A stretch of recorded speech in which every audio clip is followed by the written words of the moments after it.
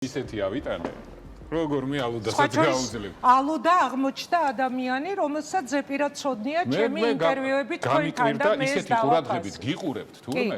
თან კონსპექტებსაც აშკარად აკეთებს და მე ალბათ საღამოობით იმეორებს კიდევაც რომ კარგად დაამახსოვრდეს.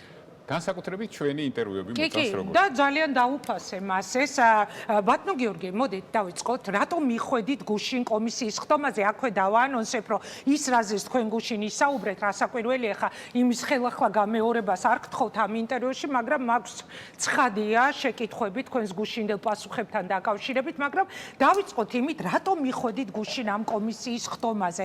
თუ აცხადებთ ერთის მხრივ, რომ ეს პარლამენტი არის არალეგიტიმური, შეძინეთ თუ არა და ჩემი აზრით თქვენ შეძინეთ გუშინ ლეგიტიმაცია პარლამენტს, რომელზეც ამბობთ, რომ არ არის ლეგიტიმური. აი, რამ გადაგაწყვეტინა წულუკიანთან მისულიყავით ამ სხდომაზე?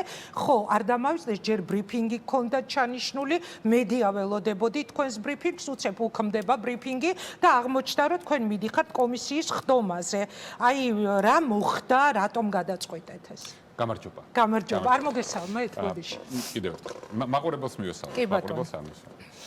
ესე იგი, აბსოლუტურად სრული პასუხებლობით მინდა გითხრათ, რომ არანაირი ლეგიტიმაციის მინიჭებას, რაიმე დოზით, რაიმე ფორმით, ნაწილობრივ, რაღაც 1000 სიტყვას იგონებენ, ახლა იმიტომ რომ იციან, რომ ეს არ არის ლეგიტიმაციის მინიჭება.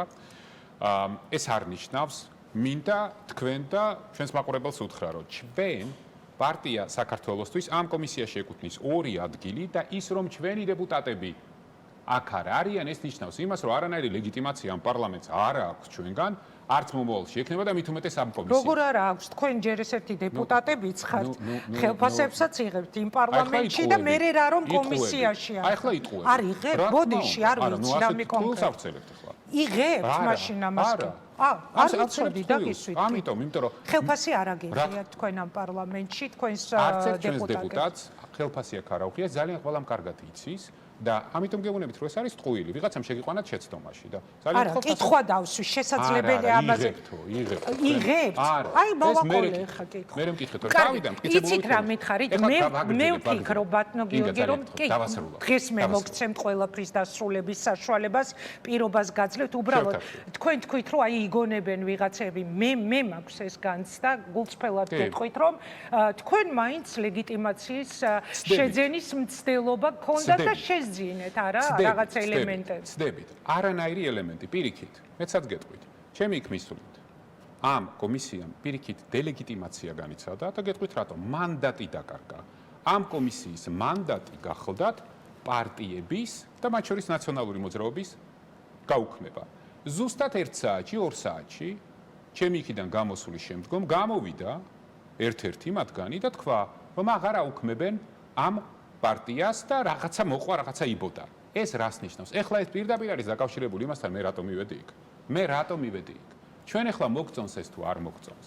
ბოიკოტში ვართ, ვაღიარებთ, არ ვაღიარებთ, ვუსმენთ, არ უსმენთ. ფაქტია, რომ დღევანდელი ხელისუფლება ამ კომისიას იყენებს ჰიბრიდული ომისთვის თითოეული საქართველოს მოქალაქის წინააღმდეგ. ეს კომისია იყენებს დეზინფორმაციის გავრცელებისთვის და ფსიქოლოგიური ზეწოლისთვის საქართველოს მოქალაქეებზე.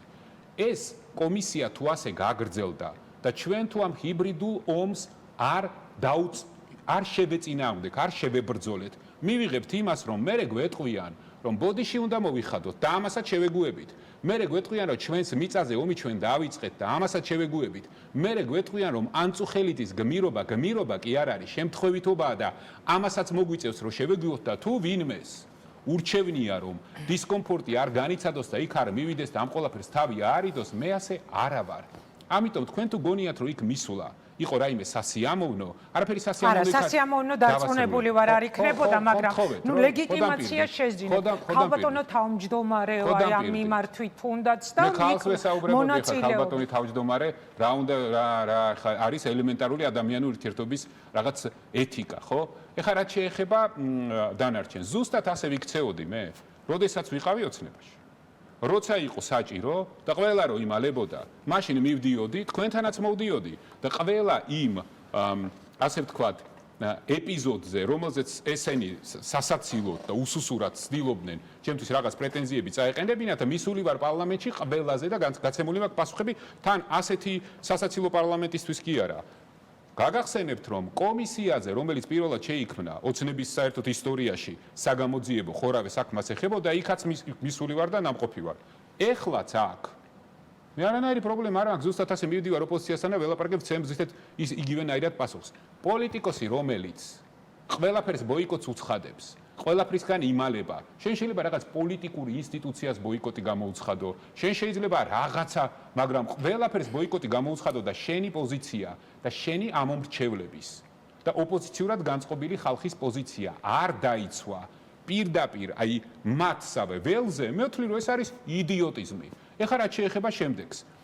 ჩვენ თუ ამას არ გავაკეთებთ, გაითვალისწინეთ ერთი რამე, ჩვენ უამრავი 60-ზე მეტი პოლიტიკური პატიმარი გვყავს გასანთავისუფლებელი. თქვენ როგორ ფიქრობთ, ვინმეს თუ გონია საზღვარგარეთ სირბილით და უცხოელების დახმარებით აქ რამეს შეცვლიან, ძალიან ცდებიან. აბა რითი შეიცვლება მსგავს კომისიაში მონაწილეობის მიღება. მაშინ გუშინდელის მერი აი რამოლოდინი გაგიჩნდათ, რომ ამ პატიმრებს როგორ დაიხსნათ. არა, მაშინ მიუშვათ, საზოგადოებრივ აზრზე მათი ზემოქმედების ძალა კიდევ უფრო გაძლიერდება და ხვალე ყველანი ჩავთვლის, რომ ნორმალურ ქვეყანაში ვცხოვრობთ. და თქვენ თუ და ვინც თulis ასე, რომ ვინც არ ჩათვლის, რომ ნორმალურ ქვეყანაში ცხოვრობს, უბრალოდ წავლენ დატოვებენ ამ ქვეყანას. ამიტომ ჩემი მკაფიო პოზიცია ყოველთვის ასეთი იყო. ეს არ არის არავისთვის სიურპრიზი. სადაც არის შესაძლებლობა, რომ ოცნების დეზინფორმაციას და ჰიბრიდულ ომს ქართველი ხალხის საკუთარი მოქალაქეების წინააღმდეგ შევებრძოლო. მე ყოველთვის იქ ვიქნები. არანაირი მნიშვნელობა არ აქვს ჩემთვის, ვინ რაღაცები დაუწერიათ დღეს, რომ ეხლა გახარიას ოპოზიცია აუჯანყდა. როგორ არ მაინტერესებს ცით. მე ყოველთვის ნათქვამი მაქვს და კიდევ ერთხელ გავიმეორებ.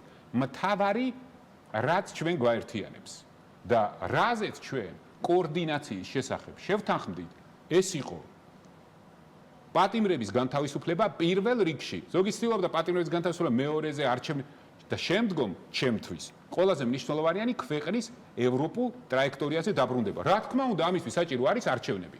ამასთან დაკავშირებით მე სადაც არ უნდა ვიყო ნებისმიერ ადამიანთან ვითანამშრომლებ და ყველანაირი სახის პარტნიორობისთვის ვარ განკუთვნილი და ეხლა მე სად მივალ და რას ვიტყვი? ეხლა ამას მე ვერავინ ვერ შემიძლია. იცით რატომ